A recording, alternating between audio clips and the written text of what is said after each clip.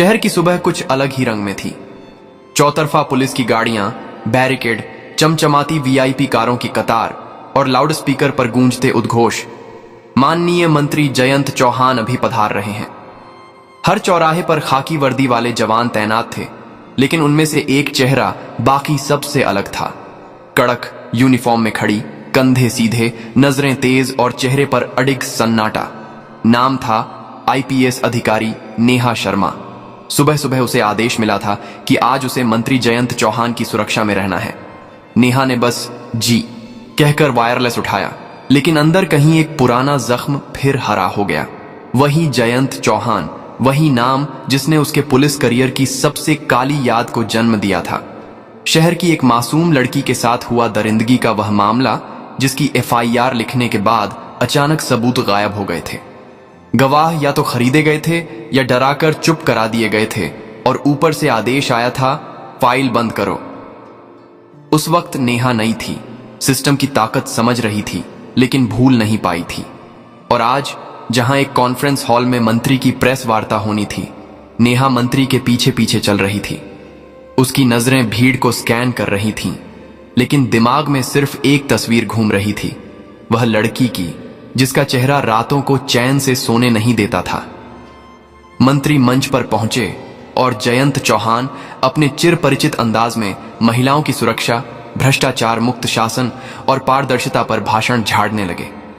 नेहा पीछे खड़ी थी, लेकिन उसके कानों में हर शब्द जहर जैसा उतर रहा था। तभी उसकी जेब में रखे फोन पर एक मैसेज आया, गवाह का पता मिल गया, गांव के बाहर कल सुबह मिल सकते हैं। नेहा की उंगलियां कस गईं। यह वही गवाह था जो सालों से गायब था और केस की चाबी बन सकता था। प्रेस कॉन्फ्रेंस खत्म होने पर मंत्री वीआईपी लाउंज में लौटे। नेहा भी साथ गई। जयंत चौहान ने उसे देखते ही मुस्कुराकर कहा, शर्मा मैडम, फालतू मेहनत में मत पड़ो। बहुत देखा है मैंने तुम्हारे जैसे ईमानदारों को। फाइल छोड़ दो, नहीं तो तुम्हारा भी करियर और जिंदगी दोनों यहां खत्म हो जाएंगे। नेहा की आंखों में हल्की सी चमक आई, लेकिन चेहरे पर भाव वहीं स्थिर रहे। सर, मेरी ड्यूटी खत्म, बस इतना कहकर वह बाहर निकल गई। रात को वह अपने घर लौटी, लेकिन घर का माहौल भारी था। पति अर्जुन की आंखों में सवाल थे और छोटी बेटी अवनी अपने होमवर्क में लगी थी, मानो घर में चल रहे तनाव को समझती हो। नेहा ने अर्जुन को बस इतना कहा, कल मुझे बाहर जाना है, जरूरी है। सुबह वह 2 जवानों के साथ गवाह के गांव के लिए निकली। रास्ता सुनसान था, खेतों के बीच से जाती पगडंडियां, हवा में धूल और दूर कहीं ढोल की आवाज। लेकिन जैसे ही वह गांव पहुंची, देखा कि गवाह का घर आधा जला पड़ा था। दरवाजा टूटा और अंदर बस राख और सन्नाटा। पड़ोसी ने फुसफुसाकर कहा, रात को कुछ लोग जीप में आए थे, उसे उठाकर ले गए। बोले, अगर किसी ने बताया तो अंजाम बुरा होगा। नेहा ने दांत भींच लिए। वापसी के रास्ते पर ही उसे कॉल आया, आज शाम मंत्री की एक और प्रेस कॉन्फ्रेंस है, तुम्हें सुरक्षा में रहना है। शाम को राजधानी का सबसे बड़ा हॉल मीडिया से भरा था। मंत्री जयंत चौहान मंच पर थे। उनके चेहरे पर वही घमंडी मुस्कान और माइक पर वही झूठी कहानियां।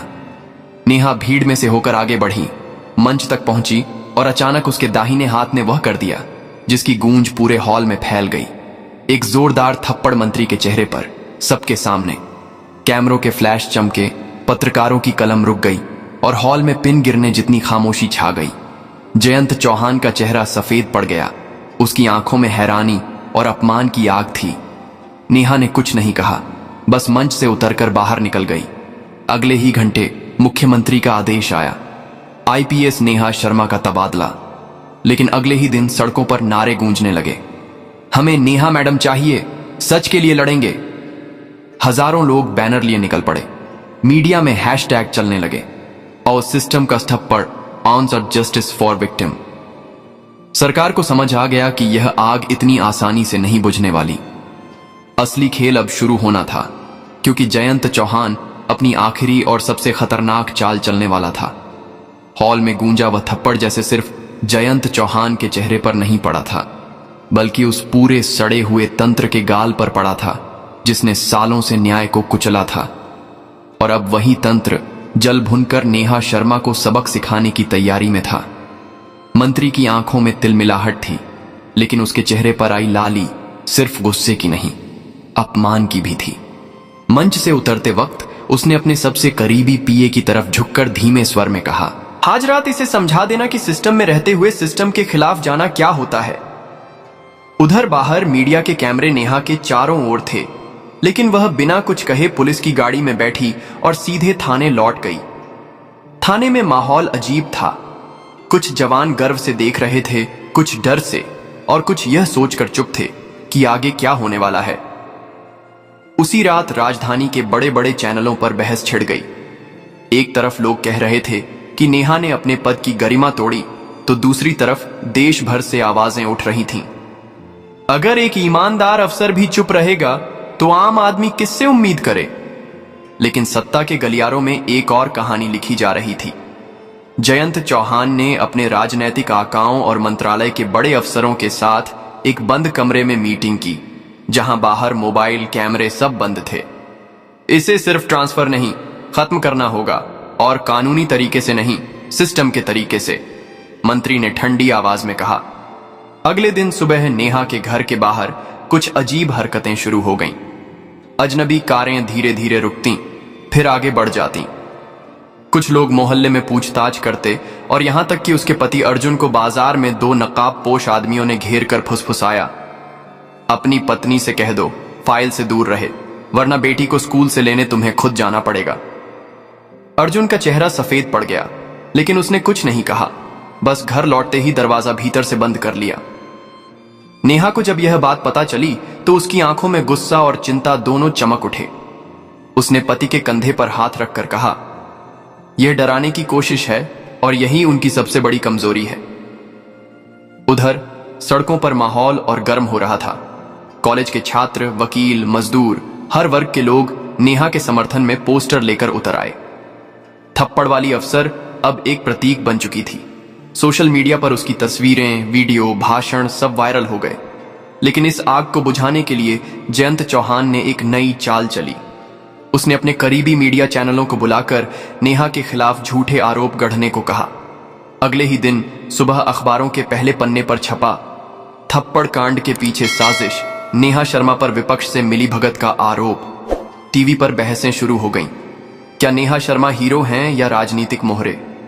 यह आरोप नेहा के लिए नया नहीं था, लेकिन इस बार दांव बड़ा था, क्योंकि अगर जनता का भरोसा टूट गया तो आंदोलन खुद ब खुद ठंडा पड़ जाएगा।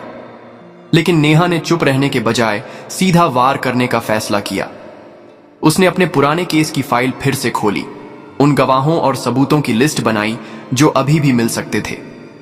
उसे मालूम था कि हर कदम पर नजर रखी जा रही है, इसलिए उसने अपने भरोसेमंद पुराने साथी और रिटायर्ड इंस्पेक्टर सुरेश यादव को बुलाया, जो कभी उसकी ट्रेनिंग का हिस्सा रहे थे। यादव ने बिना समय गंवाए कहा, बेटा, यह खेल आसान नहीं है, लेकिन अगर तू पीछे हटी तो ये लोग हमेशा जीतते रहेंगे। उधर जयंत चौहान ने पुलिस मुख्यालय पर दबाव डालकर नेहा के खिलाफ विभागीय जांच बैठा दी। आदेश आया, जांच पूरी होने तक आईपीएस नेहा शर्मा को निलंबित किया जाता है।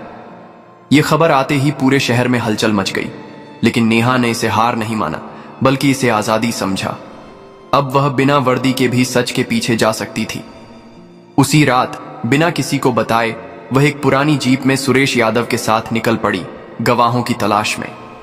पहला गवाह एक अस्पताल में वार्ड बॉय था, जिसने सालों पहले उस लड़की को भर्ती होते देखा था, लेकिन उसे बयान देने से रोका गया था।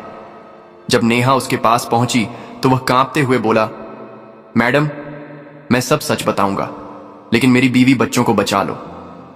नेहा ने वादा किया, जब तक मैं हूं तुझे कुछ नहीं होगा। लेकिन जैसे ही वह उसे लेकर बाहर आई, एक काली एसयूवी तेज रफ्तार से आई और उन पर गोलियां चलने लगीं। नेहा ने तुरंत गवाह को नीचे गिराया, खुद पिलर के पीछे छुपी और एसयूवी अंधेरे में गायब हो गई। यह सीधा संदेश था, पीछे हट जाओ। पर अब नेहा रुकने वाली नहीं थी। उसने ठान लिया था कि अगली प्रेस कॉन्फ्रेंस में वह सिर्फ थप्पड़ नहीं, पूरे देश के सामने उस मंत्री का असली चेहरा बेनकाब करेगी, चाहे इसके लिए उसे अपनी जान भी क्यों ना देनी पड़े। अगली सुबह राजधानी की हवा में अजीब सा तनाव था, जैसे हर किसी को महसूस हो रहा हो कि कुछ बड़ा होने वाला है। नेहा शर्मा रात भर जागती रही थी। उसकी मेज पर बिखरी फाइलों, आधी पी हुई चाय और खुली खिड़की से आती ठंडी हवा के बीच उसका चेहरा थका जरूर था, लेकिन आंखों में वह जिद थी जो सिर्फ उन लोगों में होती है जो खुद को पहले ही बलिदान के लिए तैयार कर चुके हों। सुरेश यादव को उसने साफ कह दिया था, आज खेल खत्म करना है, चाहे जीतूं या हारूं, पीछे मुड़कर नहीं देखूंगी। और यादव ने बिना सवाल किए अपना पुराना रिवॉल्वर निकाला और कहा, फिर तो आज किसी का अंत तय है। उधर मंत्री जयंत चौहान भी अपने बंगले पर बैठा आखिरी चाल की तैयारी कर रहा था। उसने अपने गुर्गों को आदेश दिया, प्रेस कॉन्फ्रेंस में आने से पहले ही उसे रोको, नहीं तो कैमरों के सामने मेरी बर्बादी तय है। लेकिन किस्मत उस दिन जैसे नेहा के साथ थी, क्योंकि सुबह सुबह सोशल मीडिया पर एक वीडियो वायरल हो गया। वही वार्ड बॉय जिसे पिछली रात गोलियों से डराया गया था, उसने अपनी जान की परवाह किए बिना मोबाइल पर बयान रिकॉर्ड कर अपलोड कर दिया, जिसमें उसने साफ कहा कि उस लड़की के केस को मंत्री ने पैसे देकर दबाया था और पुलिस पर दबाव डालकर रिपोर्ट बदलवाई थी। वीडियो मिनटों में लाखों लोगों तक पहुंच गया। पत्रकार, एक्टिविस्ट, छात्र सब सड़क पर आ गए। अब यह सिर्फ नेहा बनाम जयंत की लड़ाई नहीं रही थी, असली तूफान अभी बाकी था। दोपहर को प्रेस क्लब के बाहर हजारों लोग जमा हो चुके थे। पुलिस की गाड़ियां, मीडिया वैन, पोस्टर, नारे, हर तरफ उबाल था। और तभी नेहा भीड़ को चीरती हुई अंदर गई। आज वह वर्दी में नहीं थी, लेकिन उसकी चाल और निगाहें वर्दी से भी ज्यादा असरदार थीं। मंच पर जयंत चौहान हमेशा की तरह मुस्कुरा रहा था, लेकिन उसकी आंखों के कोनों में छिपा डर साफ दिख रहा था। उसने माइक पकड़कर कहा, देश के विकास के लिए हमें मिलकर काम करना चाहिए, लेकिन कुछ लोग राजनीति के खेल में बाधा डाल रहे हैं। और तभी नेहा ने धीरे से माइक अपने हाथ में लिया। भीड़ एकदम शांत हो गई, कैमरों के फ्लैश चमकने लगे और नेहा ने बिना चीखे, बिना गुस्से के सीधी आवाज में कहा, विकास तब होता है जब सच जिंदा रहता है, और सच ये है। उसने अपने बैग से फाइल निकाली, फिर एक पेन ड्राइव और बड़ी स्क्रीन पर केस की असली रिपोर्ट, गवाहों के बयान और बैंक ट्रांजैक्शन के सबूत एक एक कर चलने लगे। जयंत चौहान ने माइक छीनने की कोशिश की, लेकिन नेहा ने उसकी तरफ देखकर कहा, इस देश की पुलिस का काम अपराधी को बचाना नहीं, पकड़ना है। और आज मैं सिर्फ एक अफसर नहीं, एक नागरिक बनकर कह रही हूं, आप गिरफ्तार हैं। ये कहते ही यादव और 2 अन्य ईमानदार पुलिसकर्मी आगे आए और पूरे देश के लाइव कैमरों के सामने मंत्री को हथकड़ी पहना दी। वह दृश्य इतना तीखा था कि अगले ही घंटे से हर चैनल, हर अखबार में सिर्फ यही तस्वीर छपी। उसी शाम राष्ट्रपति भवन से आदेश आया कि आईपीएस नेहा शर्मा को निलंबन से बहाल किया जाता है और उन्हें भ्रष्टाचार विरोधी विशेष टास्क फोर्स का प्रमुख बनाया जाता है। लेकिन नेहा ने मीडिया से सिर्फ इतना कहा, यह जीत मेरी नहीं, उस लड़की की है जिसकी आवाज सालों से दबाई जा रही थी। ये जीत हर उस मां बाप की है जो सिस्टम से डरकर चुप हो जाते हैं। भीड़ में अर्जुन अपनी बेटी के साथ खड़ा था। उसकी आंखों में आंसू थे, लेकिन चेहरे पर गर्व भी। और सुरेश यादव बस धीरे से बोला, आज तूने सिर्फ एक थप्पड़ नहीं, पूरी सड़ी हुई दीवार गिरा दी बेटा। उस रात नेहा अपने घर की छत पर बैठी थी। आसमान में तारे चमक रहे थे, दूर से नारे अभी भी सुनाई दे रहे थे, लेकिन उसके मन में सिर्फ एक सुकून था कि चाहे कल फिर कोई जयंत चौहान आ जाए, जब तक इस देश में सच बोलने वाले जिंदा हैं, सिस्टम हिलाया जा सकता है।